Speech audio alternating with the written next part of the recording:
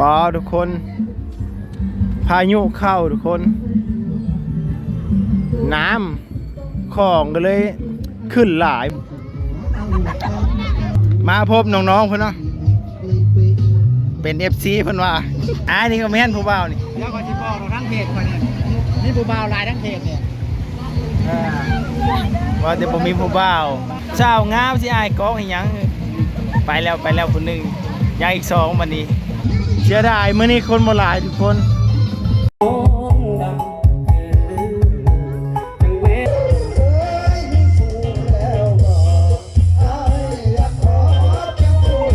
มื้อนี้คอยมา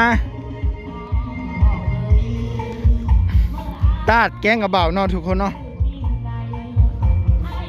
อยู่บ้านแกงกระเบาเมืองไซบุรีแขวงสวรรณเขตเนาะทุกคน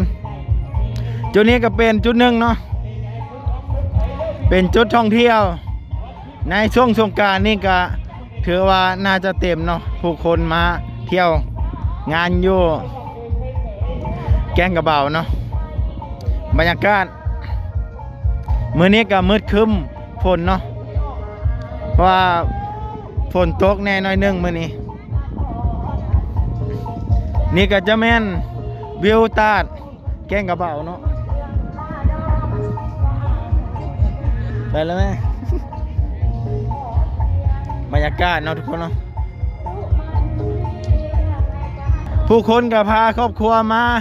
ลิ้นตาดแกงกระเบาเนาะมื้อนี้เป็นวัน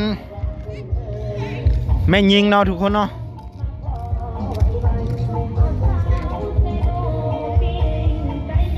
อยู่ในจุดนี้ก็มีห้องน้ำไว้คอยบริการผู้คนเนาะ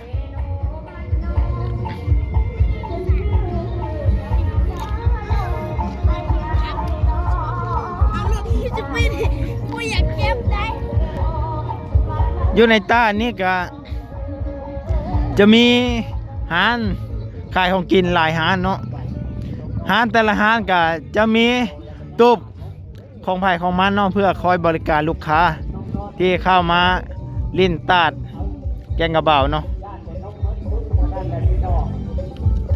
ทางฝั่งท้ายก็มีเป็นจุดแหล่งท่องเที่ยวเนาะทุกคนเนาะอยู่ในตาดแกงกระเบานี่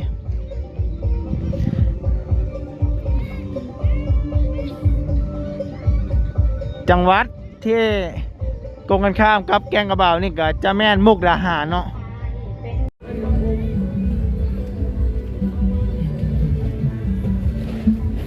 โอ้ทุกคนฝนเริ่มตกมาแน่น้อยนึงเนาะว้าวทุกคนพายุเข้าทุกคนน้ำของก็เลยขึ้นหลายมื้อนี้โอ้สมพอแล้วคนยังบ่หลายเนาะทุกคนเนาะน้ำคลองขึ้นเฮ็ดให้ตูบแต่ละตูบนี่ก็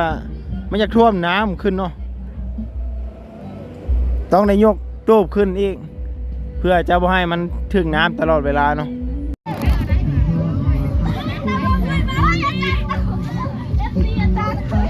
สบายดีผู้สาวไปใช้แล้วมาเข้ากองก่อนได้ไหมโอ้ยใช้ตูบมาคือโบนางซะคือโบนางตูบนางอยู่ใช้ไปรีดน้ำเลยตูบว่าจิมาท่ายไปรีดน้ำเลยไปลงนะไปลงไปรีดน้ำไปเดี๋ยวจะไปท่ายน้ำนี่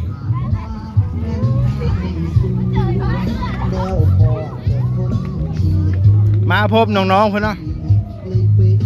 เป็น FC เพื่อนว่า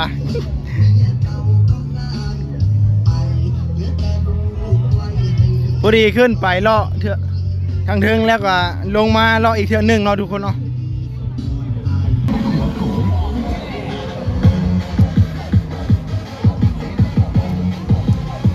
ไปลงลิ้นนะแม่น้ำมาเบิ่งได้น้ำไหลแห้งได้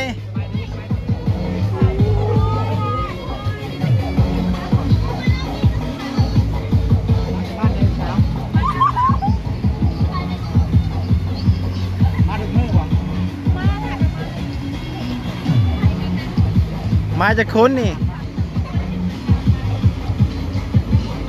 มาอาบน้ำบ่เลยว่ามาเบิ่งน้ำ เบิ่งผู้บ่าว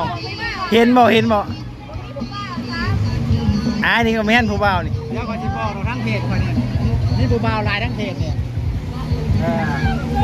ว่าแต่บ่มีผู้บ่าวเบิ่งอยู่ในเพจก็มีอยู่นะมาแนะนำตัวแน่ผู้สาวมาแม่แนะนำตัวแน่ชื่อหยังนี่ชื่อสาวแตนเนาะบ้านไหนนี่ดอนเขียวเนาะมื้อนี้อยากสัมภาษณ์เจ้านี่นะผู้สาวเนาะสาวน้อยจักปีเลยเด้อนี่จักปีแล้ว14โอ้ยยายเป็นสาวแล้วทุกคนเอ้ยเสียดายเนาะมีผัวแล้วบ่แม่นเนาะมีแต่แฟนซื่อๆเนาะบ่มีผัวเนาะไปเจ้าลงให้เบิ่งมึงดูไปลงหน่อย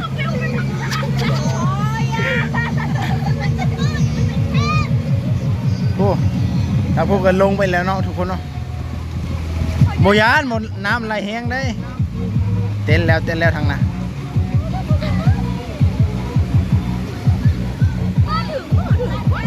ดังพี่กันมาเข้ากล้องนี่ผู้สาวงามๆที่ไปอ้ายกล้องให้หยังมาสัมภาษณ์ก่อนดิบ่งามอยู่มาไอ้สิทายนี่นะปีหน้ามาพี่เดี๋ยวสิสัมภาษณ์อีก2คนนี่ว่ามันแม่สาวเพิ่นอ้ายกล้องนี่สุคนเอ้ยสาวงามสิอ้ายกล้องให้หยังไปแล้วคนหนึงยังอีก2บัดนี้โอ้เสื้อแดงนี่ปีหน้ามาพี่เดี๋ยวอ้ายทายก่อนเสื้อยังผู้เสื้อแดงนี่มาแนะนำตัวแน่นี่พอเราอายกล้องเลยทุกคนเอ้ยโอ้อายมาทุกคนแล้วมาดิ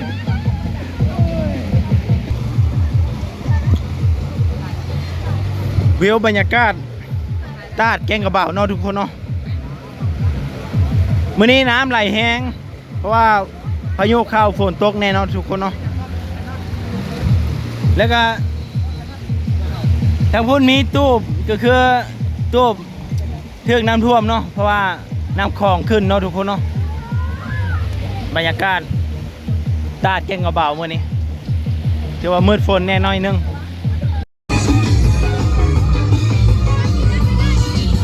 ผู้คนก็กำลังม่วนซื่นเนาะ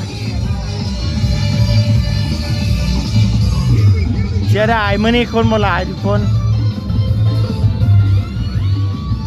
ถ้าคนหลายนี่น่าจะคักเลยเนาะบรรยากาศผู้คนทางเทิงนี่ก็มีตูบเลยเนาะทุกคนเนาะ